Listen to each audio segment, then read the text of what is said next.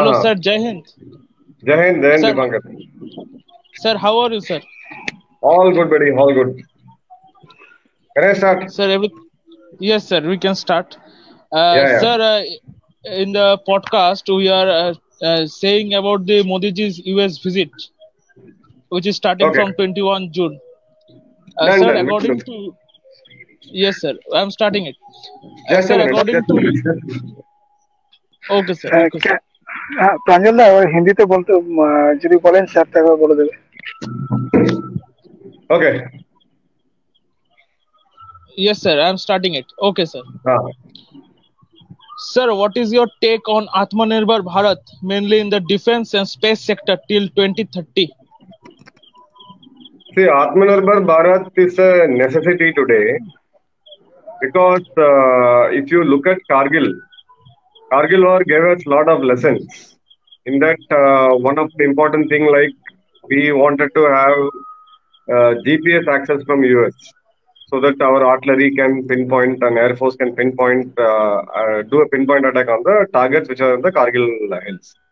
But US refused it.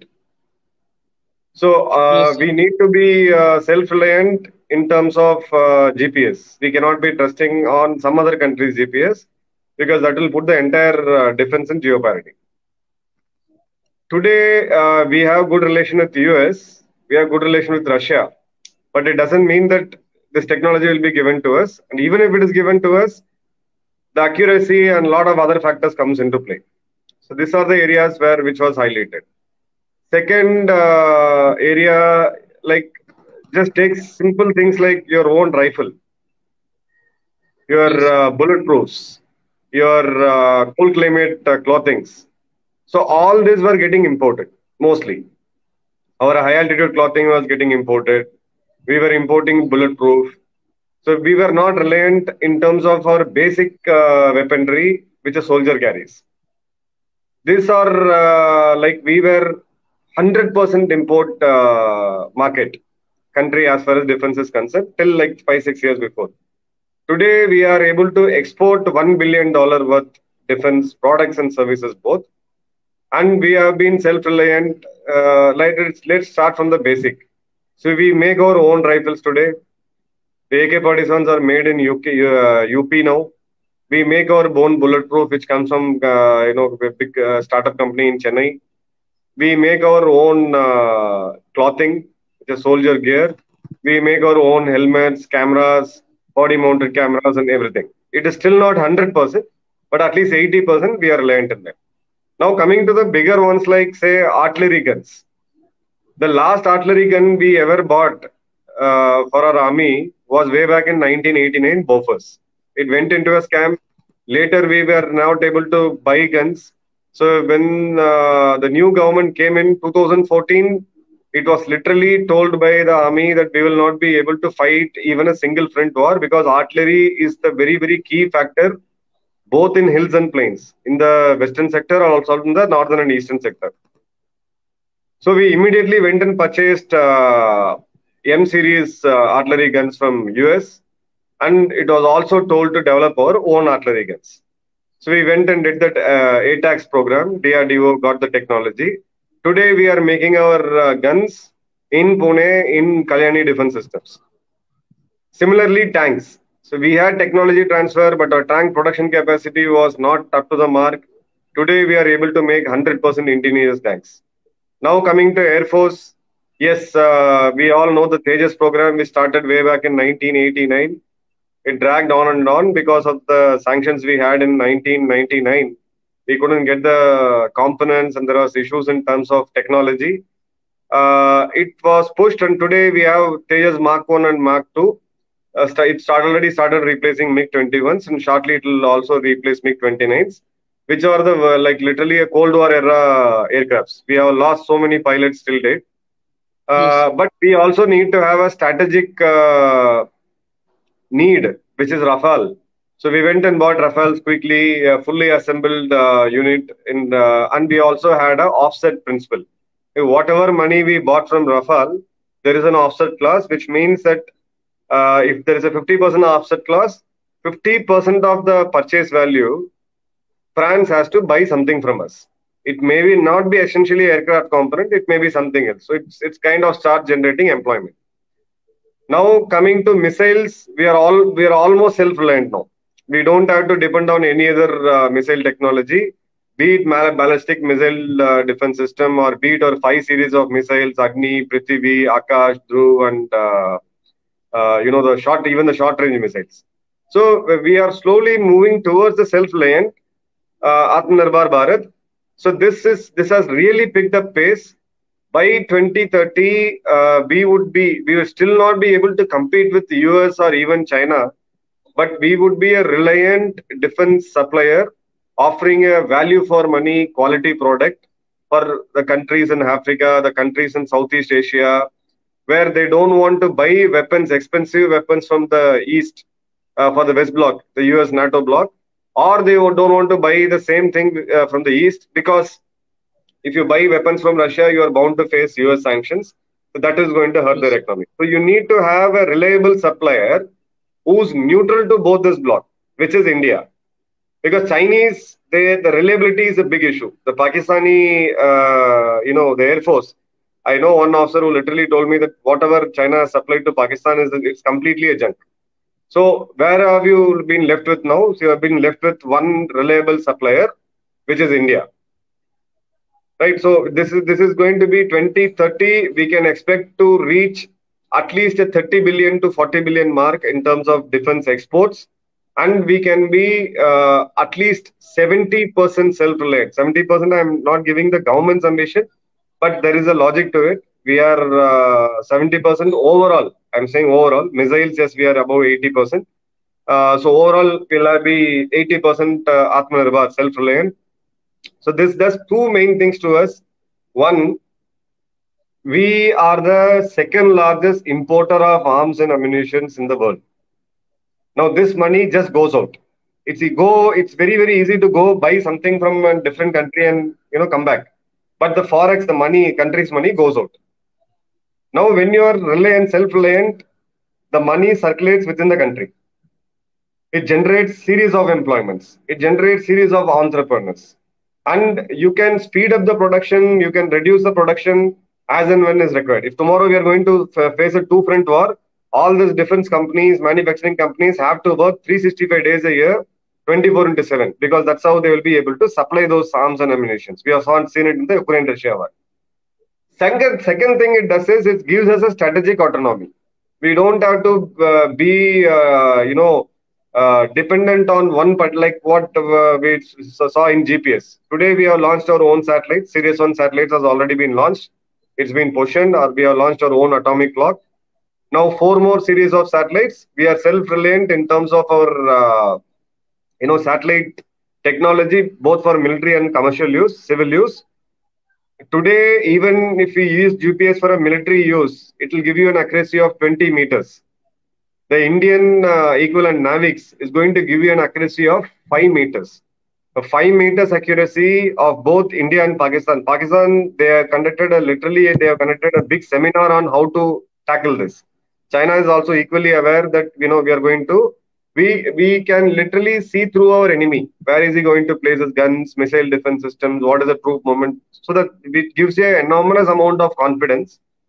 Instead of conventional war of fighting, where you send mass number of troops inside and try to face your enemy, in that case, with China, we will have to shed more blood. Now, these are the things in the right direction. Atmanirbhar Bharat, especially in defense, it's taking us in a way boosting our economy to a greater extent, job creation, employment, and also strategically, it is going to give a very, very big edge as far as the defense sector is concerned. Thank you, sir. Thank you, sir. Sir, the second question here is looking at China as our main threat, what can be the preparation for next 10 to 12 years? The reality of Quad with the visit of PM to US along with G20 and SCO in this year. See, China is clearly a threat for India and to the globe. China's five-war strategy, India's one topmost priority. They have toned down in Taiwan, but they need to fight a war in terms of reclaiming the Chinese legacy. We call rejuvenation of China. So they go and refer back to Ming Dynasty. So in Ming dynasty, there were rulers who came into India.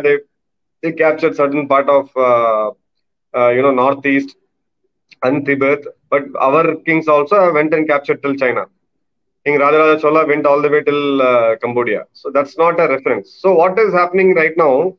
If you look at border infrastructure, we are 30 years behind China because we did nothing in the last 60 years. I will keep 1962 war as a reference. We lost a war, it was a humiliation. When you lose or win a war, there is always a lesson to be learned. And those lessons should not be repeated because here you are going to bet your or you're going to risk your country's integrity, sovereignty, and also the people. Everybody's life under is threat, and our own land is under threat. So we did nothing. So let's accept that infrastructure we are 30 years behind. They have a bullet train running from mainland China all the way till Tibet. So we are building up our infrastructure. It is going at a much, much faster pace, but still it is going to take around 10 to 15 years for us to match the Chinese. I'm saying match, not equivalent, match their road infrastructure. Now coming to the modernization, they have started coming to modernization. Are you able to hear me? Okay. Now coming to the modernization, China started the modernization process of PLA 16 years before. We have started it just 4-5 years before. We have seen this, Agnipath scheme coming in, integration of forces, theater command, cross posting of officers. Lot of reforms have been made in terms of human resource and also in terms of weapons and equipments. We are modernizing. So that is going to take another 10 years for us to do because China is already manufacturing a stealth aircraft. The prototype of a generation 5 aircraft is still not ready. We are struggling big time in terms of the engine. So this particular US visit is going to give that boost to us in terms of reaching the own aircraft building capability with our own engine. Of course, the technology comes from US, which is a very, very proven general atomic organization from US. So there is going to be a TOT, technology transfer agreement, where we will start making our own engines. We will start making our own fighter jets. This is a 10 to 12 year plan. Coming to missiles, yes, our Agni 5, which is already has a reach of 8,000. We don't claim it, but it's already have a reach of 8,000. That is enough for us to reach any part of China. We have matched China. BrahMos, China doesn't have an answer for BrahMos. BrahMos, we have been extensively testing in all platforms, air, land, sea, ocean, underwater. So it has been a proven this thing. Our other missile programs are perfectly on track. And our own ballistic missile defense system is also perfectly on track. So here we are able to match China at a much faster pace.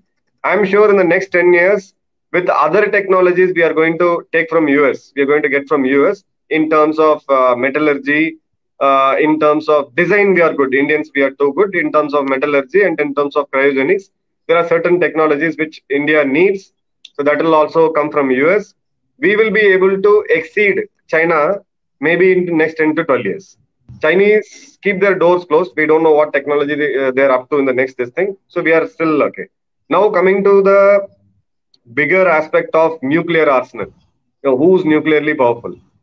The last data, CIPRI report says India has around 170 nuclear warheads. Chinese have around 450.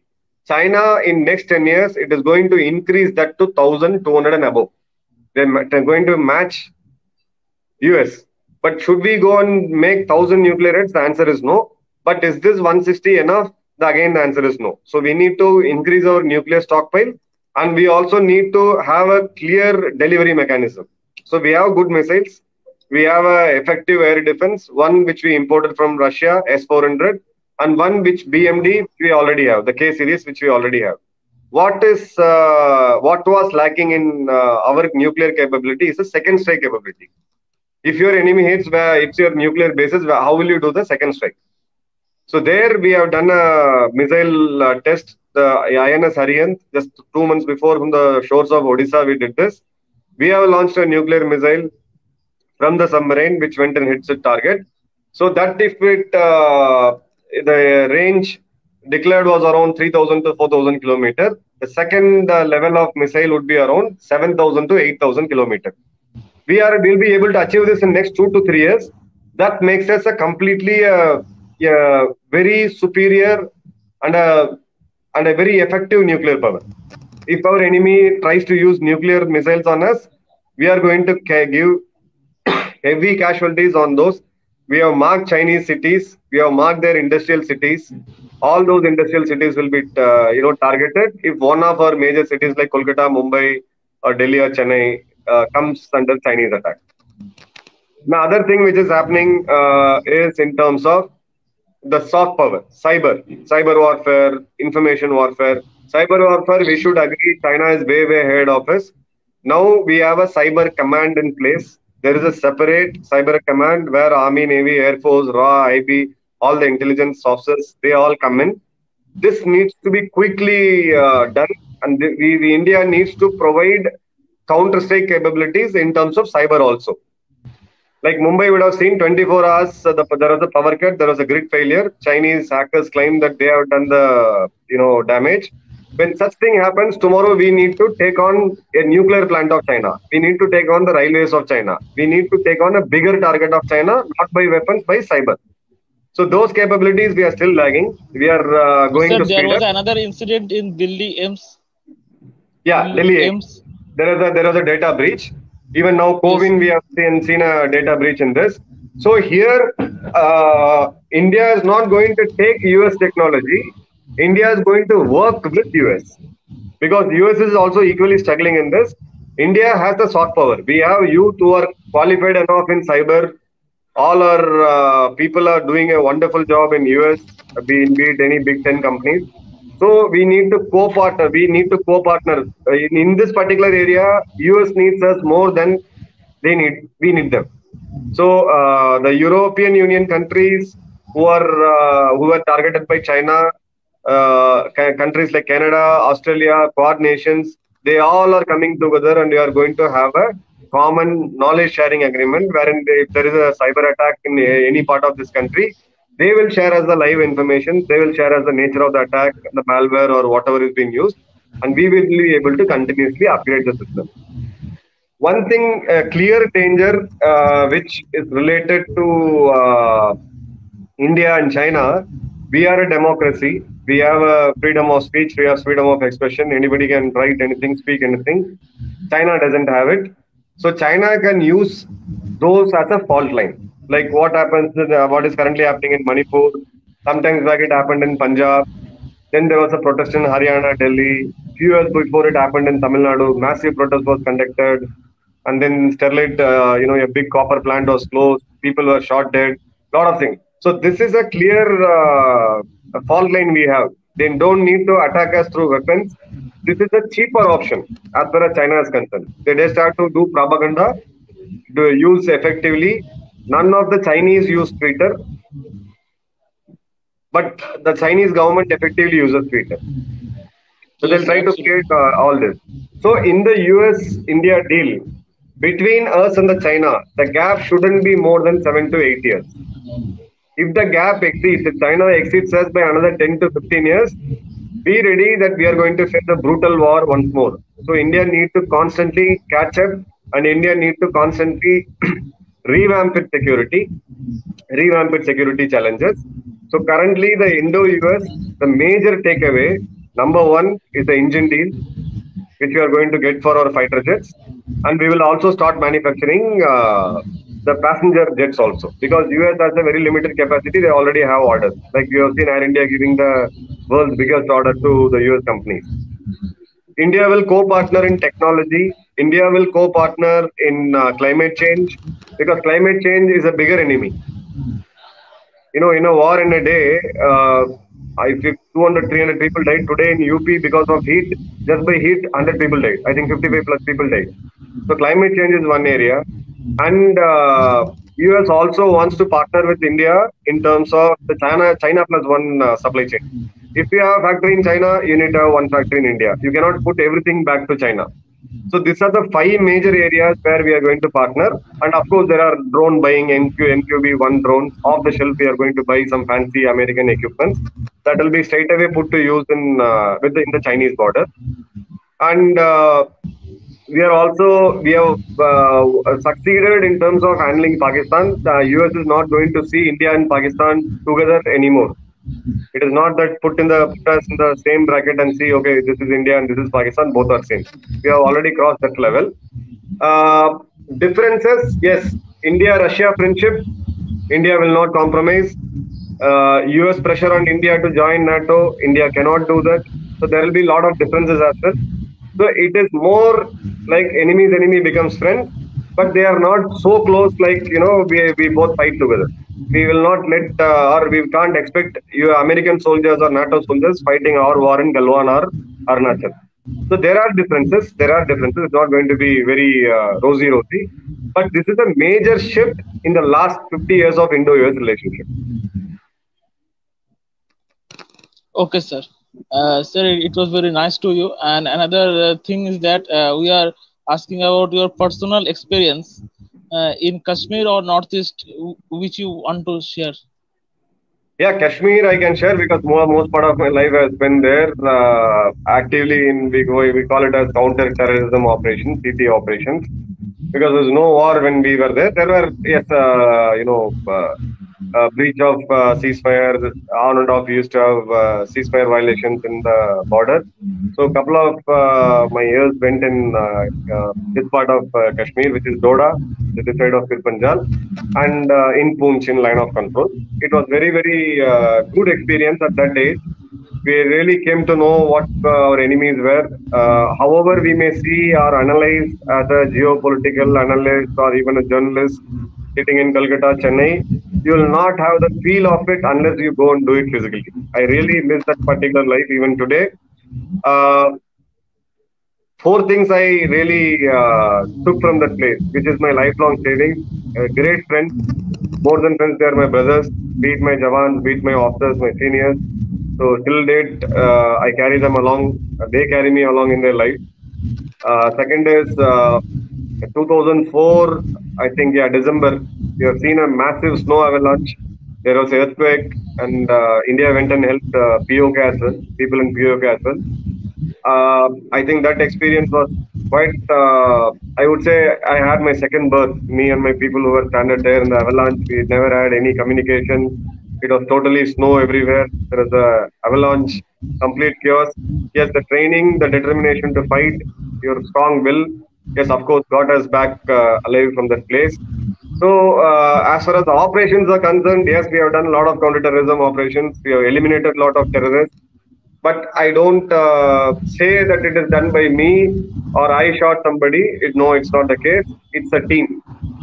It's a team of men, officers, and jawans who put their life in risk, who put their safety in the front line. We fight our enemies day in and day out. That was a wonderful experience. So my first experience when we really face a bullet. So in training, you fire and the target don't fires back at you. But in the real life, when you fire and somebody fires at you, that creates a lot of panic. And then you recover, fight back. A lot of this. It was a very emotional thing. It was a very good experience. It was a complete life. I would not say complete. Maybe another 10 years, I should have been there with the forces. But for my own personal reasons or my health reasons, I had to move away. It was a great experience, and I'll always miss it. Yes, sir, absolutely. It was a great journey. Yeah. Sir, the fourth question here is the any probability of POK means how can we accept POK, and if India goes for it, there will be an impact in foreign relations. Sir, what will be the consequences? See, Pranjal, what happens is we always think of a military solution. POK means that we are going to attack them and then we are going to take it away. Now look at Pakistan. It has just bought some lifeline. It is a patient in an ICU. It has just got $1 billion as we speak from China today. The chunk of the Pakistan's money or the income, the government's revenue, comes from the minerals and stuff, which is in Balochistan, and considerable amount of money comes from the Pakistan occupied Kashmir. They thought that the Belt and Road Initiative, or so-called the CPEC, China-Pakistan Economic Corridor, will boost their revenue by X billion dollars. But nothing has happened. The roads are all, it's good to go on a drive, scenical highway, but it is not put to use. It's not working actually. Now, they have a sizable young population. Their population control measure is pathetic. Their average age of a Pakistani citizen is 24. You need to feed this many people. You need to educate this many people. You need to provide employment to this many people. And you have no economy at all. There is no company which is going to invest. There is no company like entrepreneur like Tata's, the Adanis or Ambani's or Birla's, Mahindra, and these are just, they don't exist. All they have is a cigar factory and hate against Hindus and India. Simple.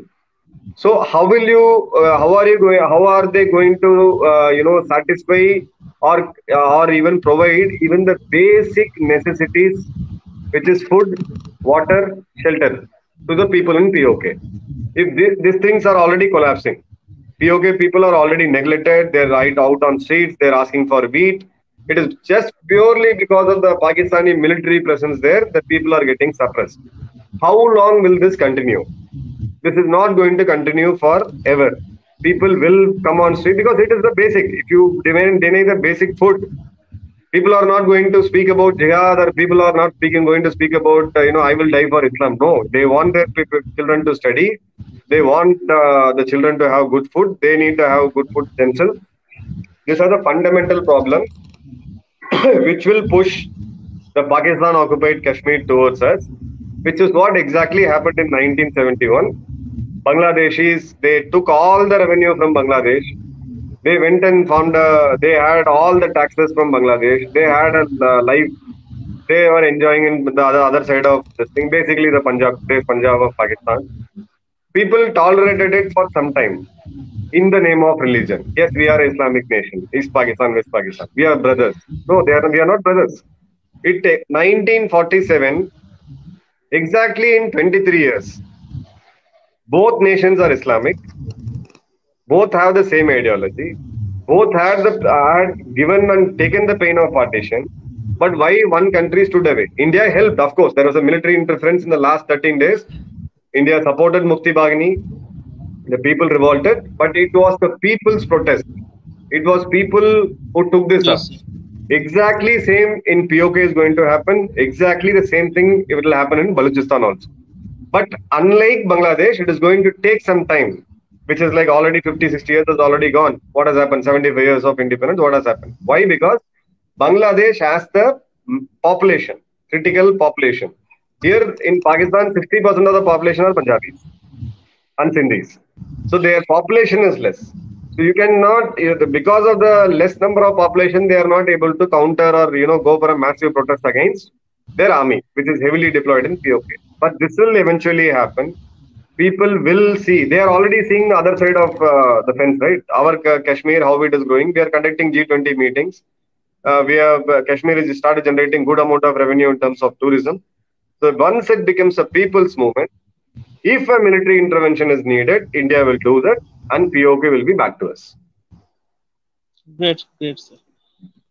Sir, in case of the internal disturbances, riots, clashes, protests, which is going throughout India in different times, at the peak to destabilize India before Lok Sabha election 2024, with the hands of foreign power as well.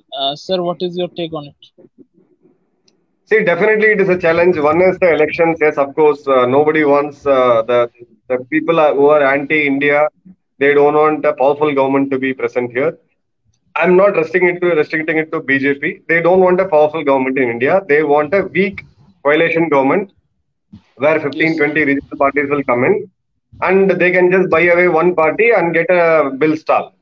This is what was happening in UPA 1 and 2. Even Congress, when they attempted to bring some good bills, they couldn't do it because it was a coalition government. One party pulls away, the government falls. So the anti-India forces deliberately want the same thing to happen. The last majority government we had was way back in 1989, I think, when Rajiv Gandhi was the Prime Minister. Till 2014, we were having only the minority government.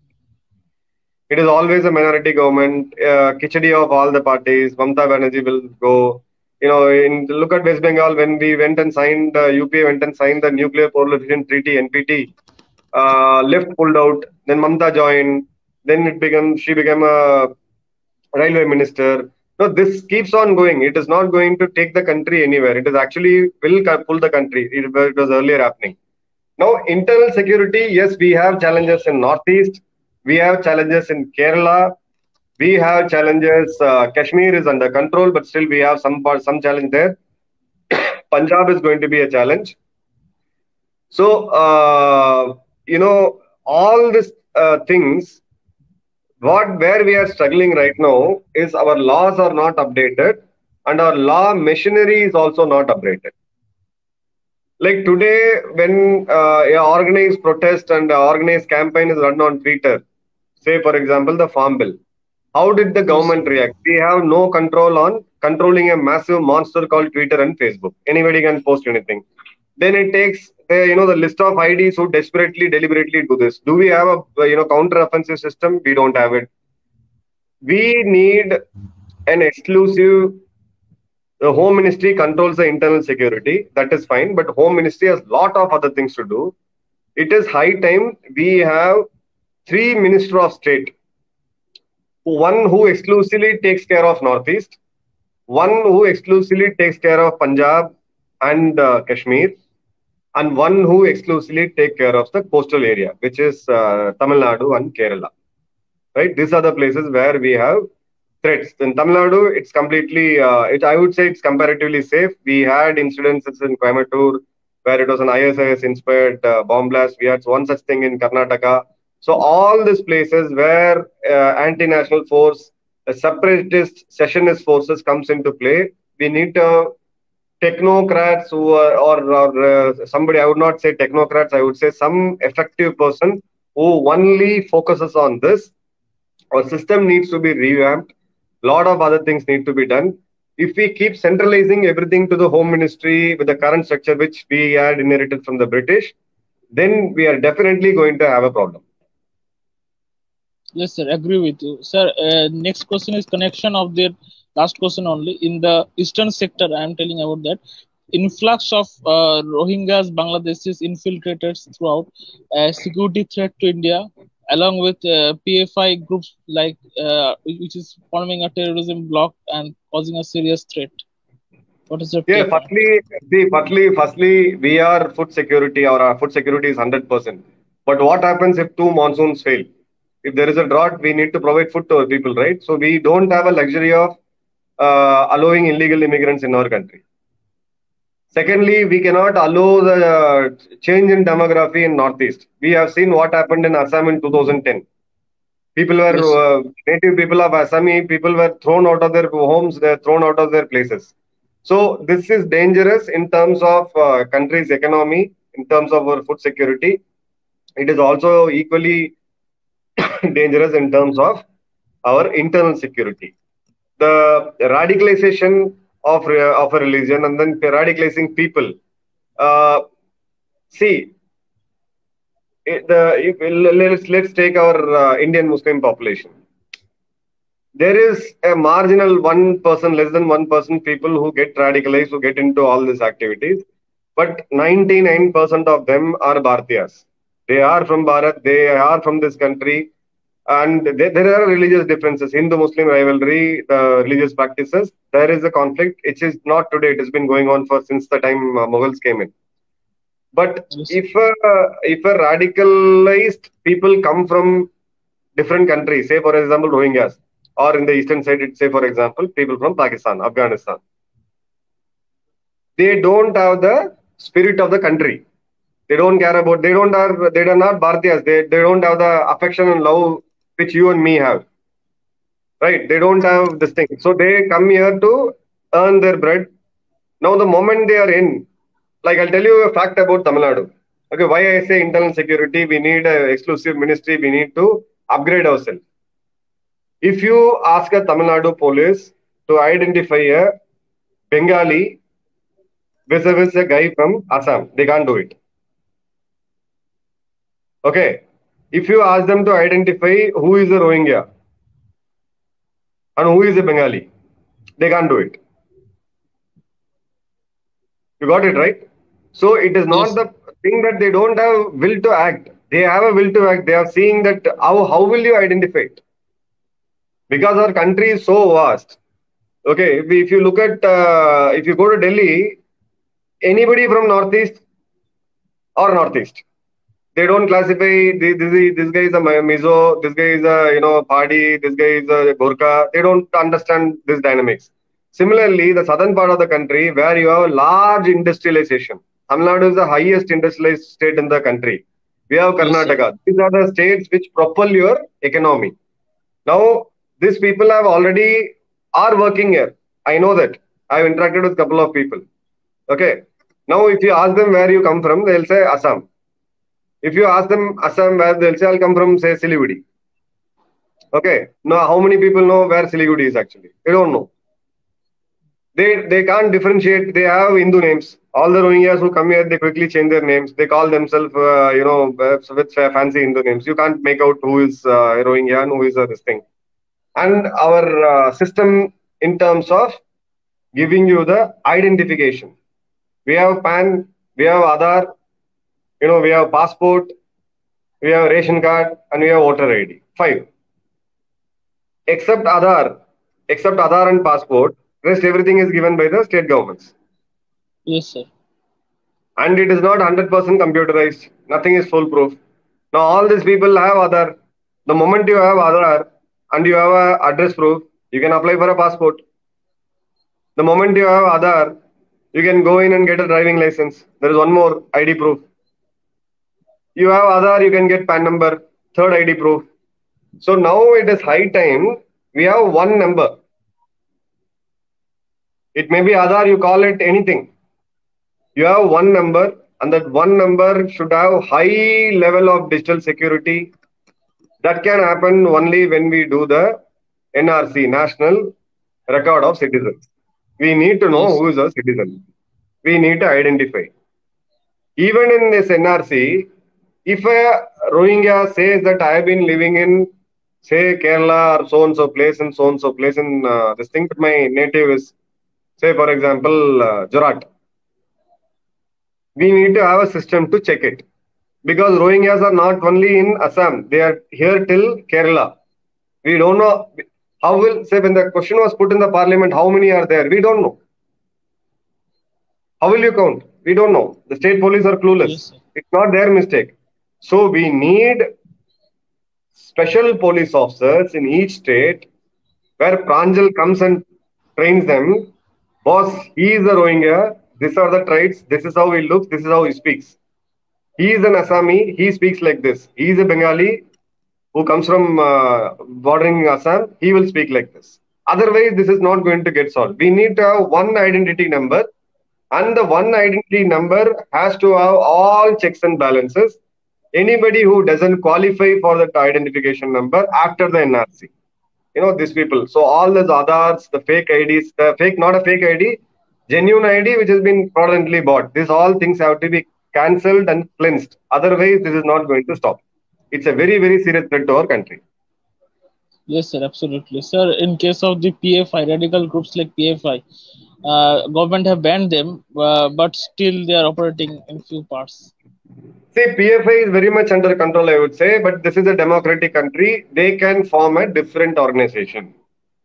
The Yes, good thing about PFI ban, it's just not about the ban. PFI is an ex-SIMI. SIMI was banned way back in 2010. All the SIMI people, they created something called PFI. yes, sir. Okay, it is a mutation. A virus mutates. It goes into a different form. Yes, sir. Okay, SIMI is Student Islamic Movement of India. So the Islam comes into play. They don't want to have a religious identity now. This Popular Front of India. How do you, if you are a journalist in, say, for example, Saudi, if somebody says PFI is banned, what is PFI? Popular Front of India. It doesn't have any religious identity, right? So that's a smartness. Then they have Campus Front of India. Then they had a lot of other organizations. So that if one is banned, the other thing keeps going. Now the good thing is all the organizations have been banned totally, and the top leadership and the next level of leadership have been taken by NIA. NIA has got a conviction rate of 98% for all the crimes they Yes, sir. did. on which they had a plan of Islamizing India by 2047. Those are all done. Now, revival of this should not happen.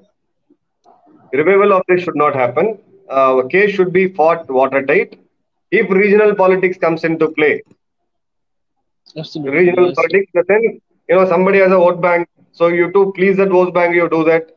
Then you release Yes, these sir. people. No, that is not going. That should not be happening.